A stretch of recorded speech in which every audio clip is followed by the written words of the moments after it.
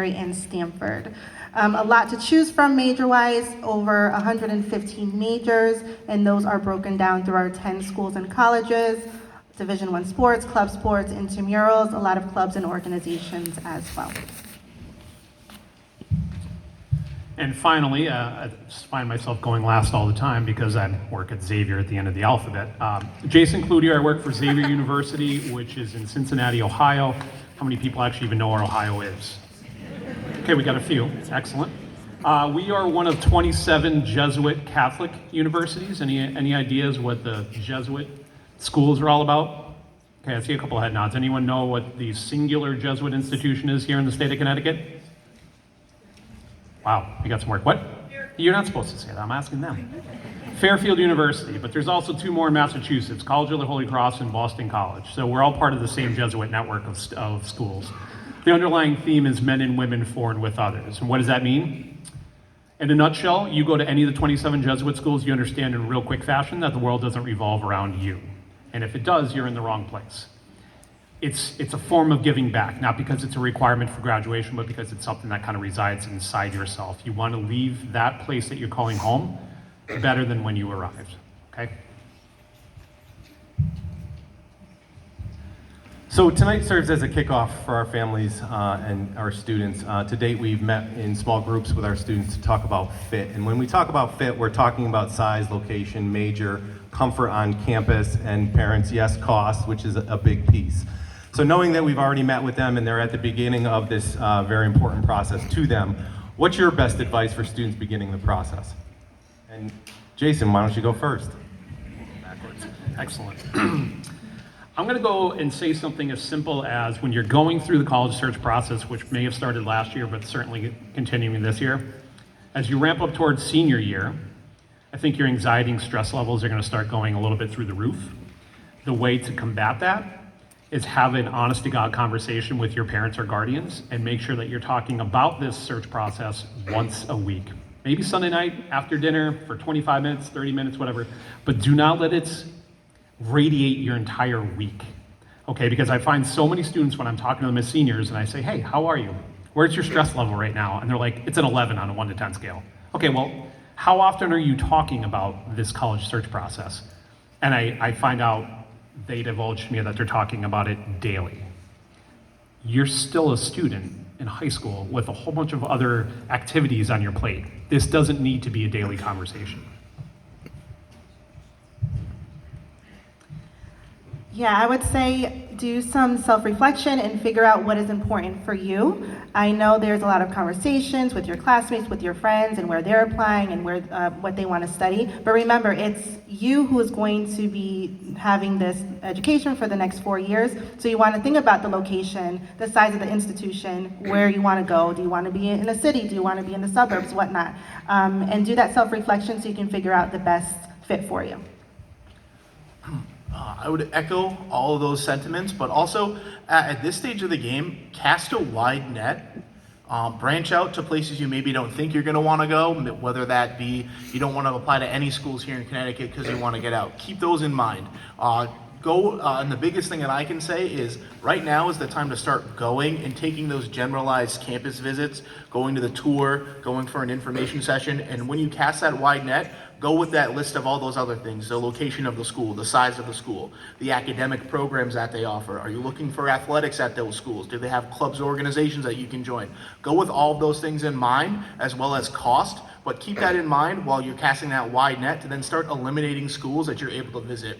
Going and visiting a college to me is the best thing that you can do throughout the whole process, but especially now, because you might think you want this one school, you go visit it, you hate it, and you might like another school that you didn't think you'd like at all. But you wouldn't know that if you don't go and visit. So to me, my piece of advice is go visit, but by casting a wide net for a lot of different options. And I would definitely piggyback off of fit. I know that specifically when I was looking, in my mind, I knew that I wanted to go to a business. I wanted to study that for an academic aspect. But I really, really encourage all students to also look at your hobbies and your interests as well, because I was ready to give up my whole life of like theater and the arts because I thought business and arts are never going to go hand in hand.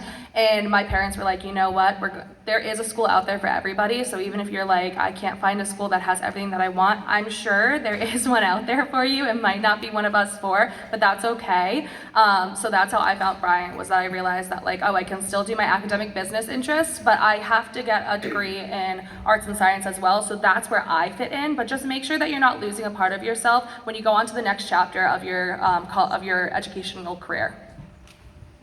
Great. So as you open a student's application, whether it's from Glastonbury or another school, can you review a little bit about what are the key factors that you consider when reviewing that application? And Taylor, if you want to go first.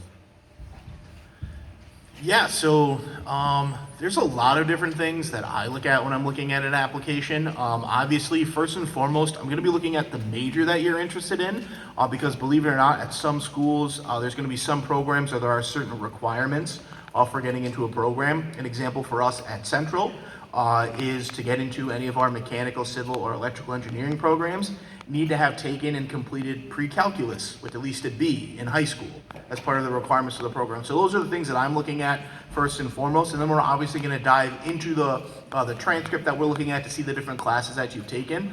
There's not one thing that I'm looking for particularly. I kind of do take that whole approach to it, but the first things that we're going to be looking at for me is the major, and then I need to look at your classes to make sure you're hitting any prerequisites and things like that. But I like to also see that you've been involved with activities, different things like that. So the more information you can give on the application is great, because I maybe don't get to have that one-on-one conversation with you, at a college fair or an event like this or anything like that. So kind of a little bit of everything, but definitely that major first, and then the kind of curriculum that you've been doing in high school. Yeah, for us, it's definitely, of course, academics. It's a big part. But as well, we really hone in on those extracurricular activities, because at our university, all of our classes are hands-on based learning. It's not necessarily test-centered. So we want to make sure that you have time management skills that you can build upon in our university, and the social skills that you're going to build upon not only in our university, but that's going to prepare you for your career field afterwards. So definitely academics, but for sure extracurriculars as well. So our GHS transcript shows the classes that our students have taken 9th through 11th grade, the caliber at which those classes are taken, but it also shows senior year classes that they're currently doing. How does the strength of the senior year classes weigh into or even impact your admissions decision? Sure. So the transcript is a very important part of the application. We spend a lot of time looking at it, freshman, sophomore, junior year, but we're also looking at your senior year schedule. We're looking to see that you are taking rigorous courses, keeping in mind what is offered to you at Glastonbury High School. So if you're taking those AP classes, ECE, honors courses, that's something that we would look at. Depending on what time of year we're reviewing an application, we might just see the classes, not grades. But we can certainly, contact your school counseling office to get first quarter grades or mid-year grades if we feel that that is going to have an impact on our decision. So we want to make sure you're still doing well your senior year, not really getting that senioritis, if you can do that. I would only add that with certain programs, I think Taylor mentioned this, that there might be different admission criteria, so there's going to be deadlines. And so I think if students have the opportunity to obviously adhere to a deadline, December 1st, January 15th, whatever it is, include the first quarter or the first semester grades, it's going to tell us what type of track you're still on. But I think I'm safe to say that we know Glastonbury High School pretty well, so we understand the course offerings that are given to the students here. So we don't just want to see students show up to any of our schools and simply just be a bookworm. So we want students to engage themselves outside the classroom as well. But knowing that there's honors and AP and maybe some dual enrollment credits that are available to you here, that's going to tell us what type of student you're going to be from the moment you get to campus. So you can hit the ground running, or are we going to have to worry about you? So senior year is really important. And I know there's a speculation that junior year is the most important. The way I look at it is every year is important. And I think after this year, the COVID year of 2020 is not going to be on the transcript. So we're not going to be looking at what happened to you in the year of 2020 because it won't show up by the time you graduate. So I don't even think that's going to be a community disruption question on the Common App after this fall of 2024 cycle anyway.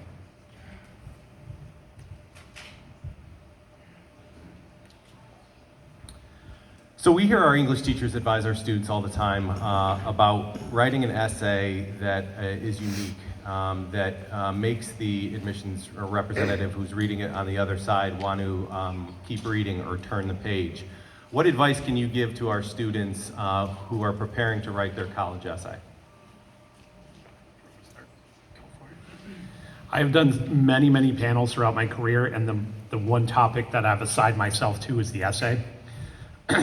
I think it's safe to say that the essay is probably the most interesting part of the entire student application, by far. And why is that? It's your voice, not AI's voice. It's your voice. It's your way of getting a message across to us, the reader, that we can't discern or glean from any other part of your application. We receive a little over 20,000 applications per year for a school that's only about 5,000. So we pride ourselves knowing that there's 20 admission officers that work for Xavier. We pride ourselves in reading every bit of material that comes into us, from council recommendations to resumes to the essay. So as much as I would love to say, skip writing about athletics, athletic-related sports injuries, and the person or group of people who inspire you, because that's probably 2/3 of everything we read. I'm seeing head nods over here. Honest to goodness, those 3 topics are the most popular. So it's been beaten to death. But if that is what identifies you, that's who you are, then by all means, send it to us. But make sure you have multiple sets of eyes, proofreading it, reading it. Does it make sense? Does it actually answer the question? You'd be shocked at how many times we read essays that are terrific, but it actually never even addresses the prompt that they've set out to answer. My advice would be to, first and foremost, write an actual essay. Show that you have the ability to write. You're going to have to write those in college. I don't like reading the giant run-on sentence paragraph. Again, and my advice is write about yourself in some way, shape, or form.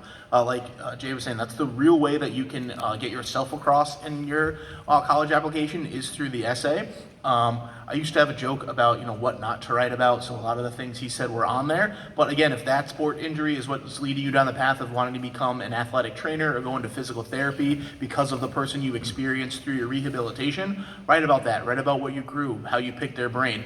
Just to me, really, the essay should be about you and giving insight into you as a person, whether you struggled in your freshman year and here's how I grew from that and what I learned, or some aspect of your life that maybe won't get through the generic things that are on the application. So write about yourself in some way, shape, or form.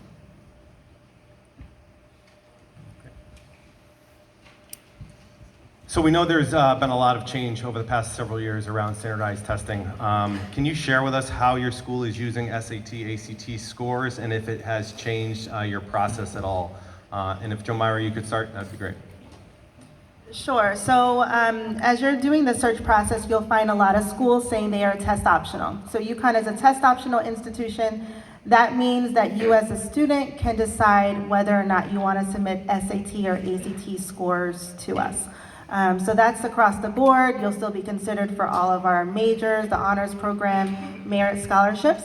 But it's a good question to ask all the schools you will be applying to. Are you test optional, and what does your test optional policy actually mean? So how has it changed things? If you don't submit your SAT scores or ACT, we just look at everything else that you submit to us.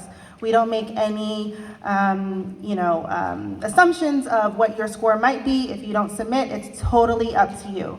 But I will say for UConn specifically, if you do submit test scores, we will review them in our process. So that's a good conversation to have with your school counselor to see if it's a good idea to submit or not. Every school, like everyone was saying, is so different. I'm relatively newer, so The process for Bryant University has been test optional for well over 10 years, so I haven't seen a change, but what I thought was really fascinating is that a lot of schools are different when taking the SAT or ACT as well, so make sure to check if a school is a self-reported school or not a self-reported school. I think that's going to be a really big difference as well, so just keep those kinds of keywords in your mind when you're going to any information sessions or anything to ask about like self-reported SAT score, ACT score, how they transition and everything. The only other piece I would probably add is that if you're going to take the SAT or the ACT, you probably have a score band that you're hoping to achieve. And I'm talking to the students in the audience. If when you get those scores back, if you have met or exceeded those expectations that you set for yourself, then feel free to submit it. You should be very proud of that. They're not easy exams. It's 4 hours of your life you're never going to get back, right? But also it's worth your time to reach out to whoever the admission officer is that works with Glastonbury High School and find out what the middle 50% range of SAT submitters happens to be. So you have a ballpark figure. Is it 1,300 to 1,550? If you're in there, then you're probably going to be considered. But if you're just on the outskirts and you're looking at maybe an 1120, maybe submitting that SAT score isn't going to be the best reflection in that admission officer's eyes.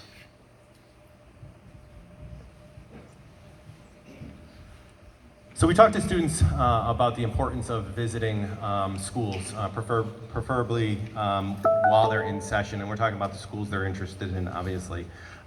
When college reps come to GHS to stop in, say hello, ask some questions. When they're on campus, stop into admissions, let them know that they're on campus walking around gathering information. How does demonstrated interest impact your admissions decisions? We don't factor demonstrated interest in our decision-making process for an application at Central. What I like seeing though is if you come visit me, whether it's at the high school visit I do here, at the college fair you host, you come to campus for an event, that's a good way to see that you're interested in the school, but also can help me, maybe I need to reach out to you to see what's going on if you haven't come to an event. Things like that. If you were interested, you applied, and I see that you haven't come to an event, maybe I could try to invite you to one because maybe there's something you're missing that you're not getting for us at Central. But again, we don't use it in any way to determine whether you're going to get an additional merit scholarship, anything like that. It's just something that we use also to see, okay, maybe we're down in applications here at Glastonbury High. We use it more on our end, on the back end, to see maybe we need to go to a different event or do more events at that school. So it's not necessarily what we use to determine your admittance to Central. It's more of how can we use this data to better hit schools that we need to, how can we increase our numbers at a school. That's how we use kind of the demonstrated interest. I take demonstrated interest very seriously. I tend to see that students that show demonstrated interest, I fight harder for. That means that the students that maybe didn't do too well in the beginning but excelled further along and decided that they were going to come and interview with me at a local Panera, and I sit down and they describe to me what exactly happened throughout their 3 years, that's when I'm going to sit down and I'm going to be like, okay, I understand your situation. We're going to work with you. We're going to figure this out because you have shown that you have that motivation to come to our university. So we use demonstrated interest very strictly, I would say. I love it. I talk to my students almost every single day, so it's really interesting. If you're at all interested in our university, I highly suggest reaching out, and I think this is the right thing to say for every university. Reach out to your admissions counselor because we're not just here to read your applications, but we really are here to try to understand who you are and see your personality a little bit more. So if you want to come and interview us, it might boost that application a little bit, at least at Bryant. I would just add that being a smaller mid-sized university such as Xavier is, we do track demonstrated interest. So Taylor mentioned a couple of things, and if I come to visit in the fall or I see you at a college fair, but more so if you call me, if you email with me, we send you links of stuff as parents and we see that you clicked on it and you've opened it. These all increase the activity score, the demonstrated interest score of that student. So on our end, as we're approaching the May 1st deposit deadline, we're running numbers daily. And some of the numbers we're running is activity score numbers. And students who have a huge, high activity score as we're coming into April have the highest likelihood of depositing come May 1st. We know that. But if students have a 0 activity score, no demonstrated interest, and they just applied in February, Those are the ones we have to work the hardest to try to keep in the funnel and keep them engaged throughout this process, albeit the window is much, much smaller. So more and more students over the past several years are applying early, and our message is one of balance and being realistic, not weighing the pros and cons of going early or regular, and not doing it because all their friends are doing it or everybody's doing it. What insight can you offer to students who may be looking to apply under one of your early admissions programs?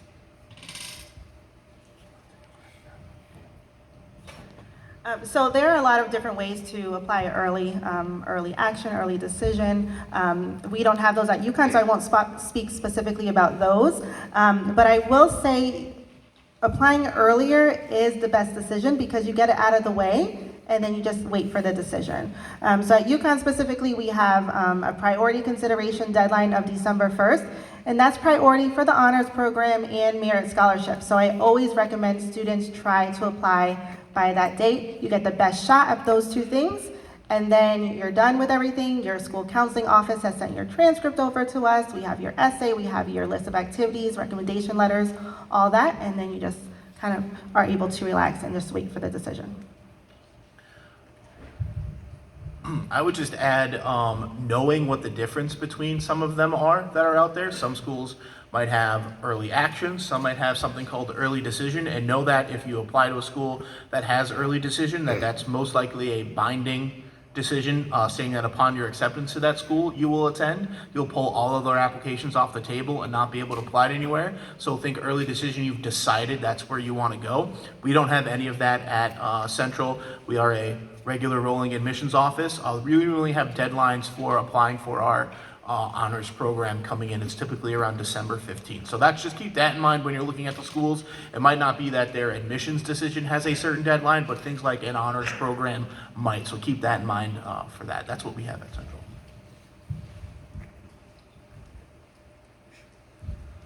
So 2 words, social media. And I'm sure when I say those 2 words, you have many, many stories in the admissions process, but we are not going to get into that tonight. We are constantly talking to our students about their digital footprint and being very careful about what they post online and even the email address that they're using. What impact is social media playing in your admissions process? I can say that with certainty, the high school visit as an actual appointment here at Glastonbury and almost every other high school in America has been dying a slow death. And I tend to think personally that it's a direct result of students are much more apt and likely to get their information from going to a school's website or finding their TikTok page or their Facebook page or their Instagram page, whatever it was, rather than listening to the actual human rep that knows a greater amount of detail and in-depth questioning. Is that a sign of where we're going? Perhaps. But I do think that social media can be a hindrance at times, but it can also be quick, immediate, instant access. You have a question, you have it answered in 10 seconds, instead of waiting until October 15th when Xavier's gonna come and visit. You don't have to wait that long. So from that regard, I think it's wonderful. But the flip side of that is talking, especially like what Dana was saying about building the relationship and rapport with the admission officer that's going to go to bat for you to try to get you into their school, I think that's noteworthy in and of itself. We don't specifically look at a student's social media, but we do one of my favorite things, and maybe it's because I'm a little bit nosy, but if you all mention in any part of your application that maybe you run a website or something, I always check that because I think it's so fascinating, especially as a marketing major myself. I think it's really cool to see what kind of tactics you're using from like the business perspective when posting on social media. So just know that if you do share that like, oh, I run a TikTok page with 2,000 followers, I think that's pretty cool. I'm gonna check it out. So you probably should make sure that there's nothing bad in there. But I am the one that checks those out. So definitely keep in mind that whatever you put in your application, it is for us to be able to look at. And the last thing I'll add with social media is it's not necessarily for the college admissions process, but just know some people will be looking at that and have sent things into colleges that have gotten people's acceptances revoked because of things they posted on it. I'm thinking more for your future 4 years or 5 years down the road. Be smart about what you're posting out there. You never know when it's going to come back to bite you. So it might not hinder you to get into college, but you might get that dream job, and then they do a much deeper dive into your backstory and back history, and will look at all your social media posts, Facebook posts, things like that. It happened for me for my internship in college, and that was just at the West Hartford Police Department. So you have to be mindful of that when it's not necessarily getting into college, but that job after and how that might affect you that way. Great. So as big as the transition is for our students, it's sometimes larger and bigger for our parents. What advice would you give to our parents tonight about supporting their students as they transition to colleges and universities? My advice for the parents is try to take a step back if you can. I know it's hard. You want to make sure they're getting the right fit, they're finding everything out. But this is kind of that first step for a high school student to start learning some sense of responsibility about checking their email, having an actual voicemail set up on your cell phone. That's something you probably would need to have going forward for the future. That's my advice, is make sure you do that. But take that step back and let the student kind of take it, whether they are getting the email about missing that item in their application, just kind of allowing them to take that bull by the horns, so to speak, and letting them take charge. This is where they're going for the next 4 years of their life. No, it's not. Unfortunately, yeah. I know it's going to be tough. I know it's tough to hear that, but again, this is where they can start growing and blossoming and kind of becoming that young adult and future person in the job field and stuff like that. So kind of allow them to do it and let them take the reins a little bit is my advice for parents, which I know is tough. I just had a daughter, so I know it's going to be hard for me to let go of the reins still for her to do stuff. So I would add, allow your student to advocate for themselves. Your students can email us, they can give us a call at the college fair. Allow your student to talk to us. Don't do all the talking for your student, because your student is the one that's going to be going to this school for potentially the next 4 years. And then Jason, you mentioned something earlier about having a set time to have those conversations. I would echo that as well, because it can become very overwhelming for families to have the continuous conversation about college.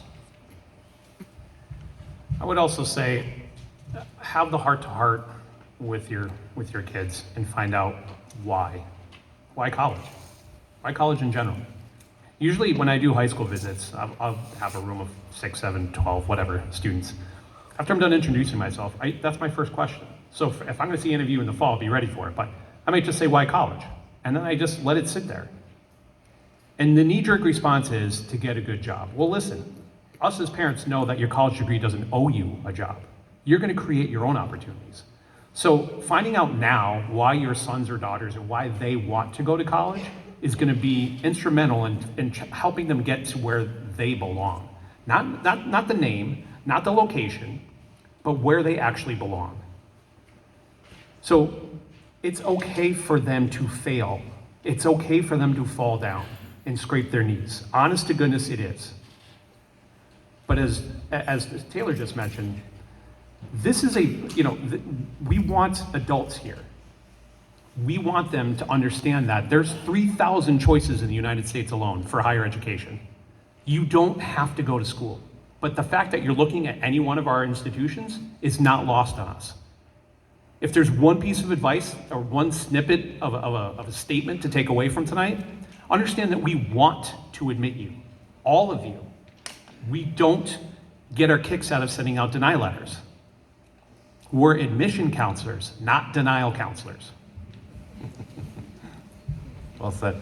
So that was advice for our parents. Now let's switch gears a little bit and talk about advice to students that are going off to your prospective universities.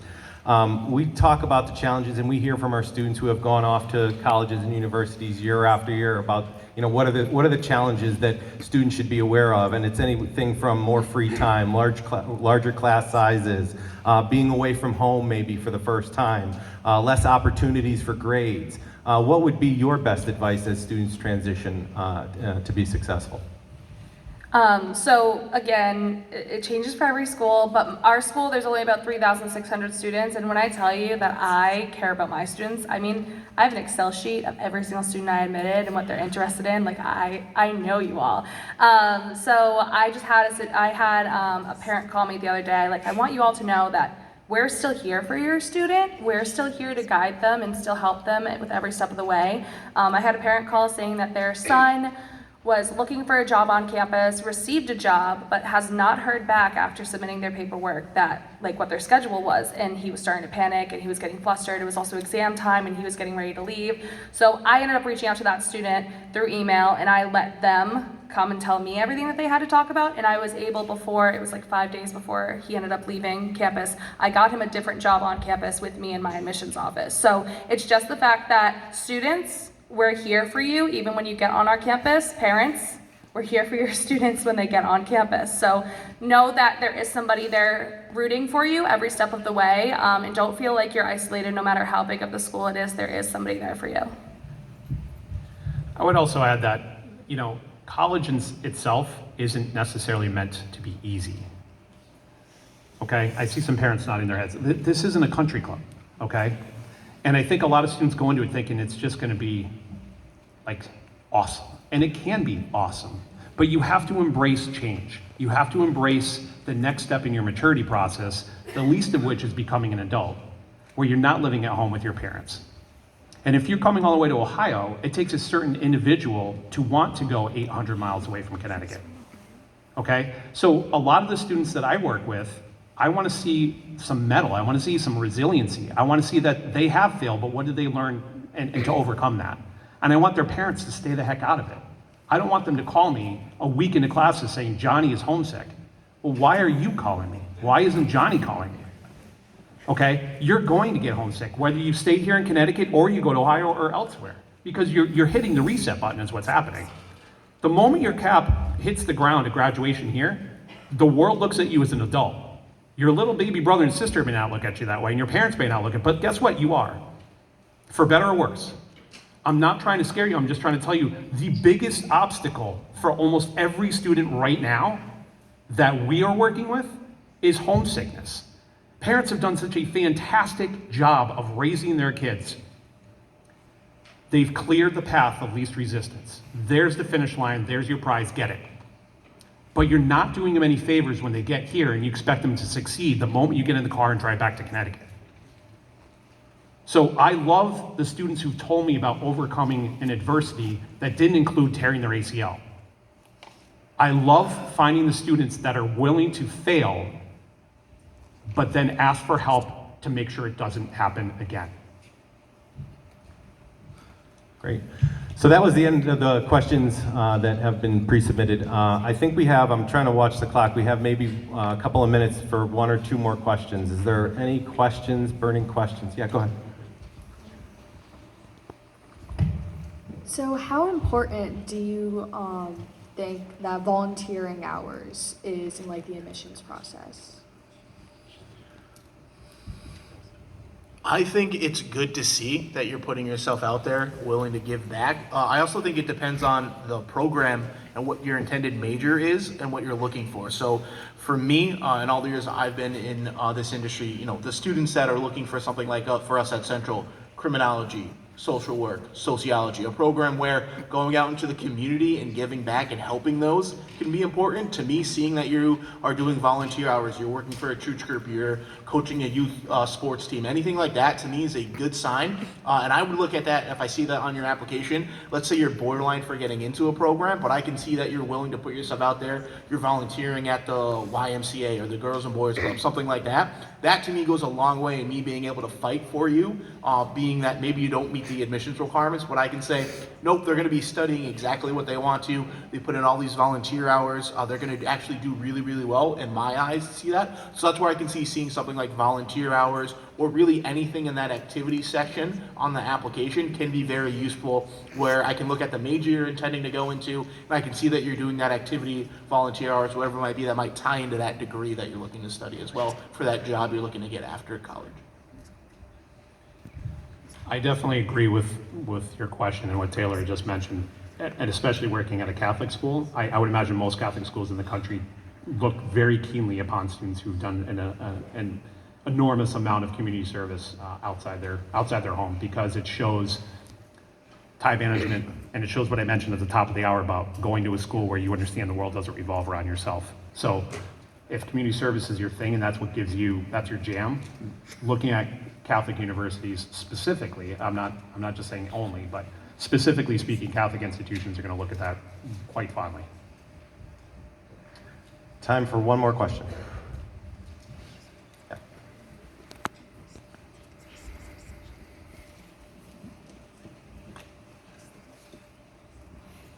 Hi. I've heard a lot about single majors, but what about multi-majors? And how does that work out for them? I mean, I think we could each speak to how it works at each one of our universities. I can tell you at Central, typically coming in, we have you apply for one specific program on our campus. And then once you get to Central's campus, I usually say after you've gotten your first semester under your belt, so you kind of understand college and how it works, you can start talking to your academic advisor that you have on campus about how maybe adding a double major might be something that you could do. We have a simple form that you would fill out on our campus for doing that, and you can choose from just about any one of our programs to double major if you wanted to. So it's something that you can do. We don't offer it as coming in as a first year student. It's something you do after you're already on campus.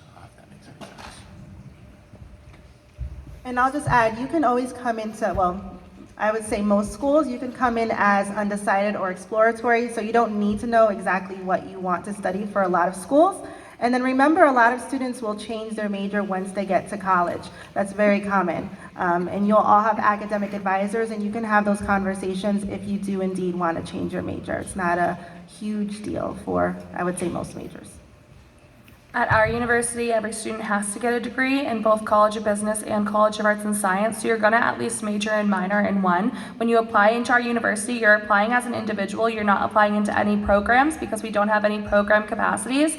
So that means that you can come in undecided, you can come in thinking that you're gonna be an accounting major and then decide that you don't wanna do that. That is completely fine. What happens is at the end of your sophomore year, you have to fully declare by signing off a piece of paper saying this is what my diploma is going to say. So every student has to get a major minor, but some students will do a double major, but it still has to be in one has to be in College of Business, one has to be in College of Arts and Science or School for Health and Behavioral Sciences. So it's kind of mandatory in our university to get multiple degrees. The biggest caveat at Xavier is that your academic advisor will most likely sign off on a double major if it still allows you to graduate in 4 years. If we're talking about an extended period and you're not earning your master's degree, your graduate degree, then the likelihood of us signing off on it is pretty slim. Our goal is to have you here for 8 semesters and not a semester longer, unless you're enrolled in a graduate program. How about a round of applause for Dana, Taylor, Jomira, and Jason? Again, thank you very much for sharing your expertise. Don't be afraid to go ahead and hit accept on all of our applications. Safe travels, and thank you very much, and good luck in the admissions cycle. At this point, we're going to shift gears and go to our student panel, and this is where I put all my faith in technology that it actually works. So just give us a second.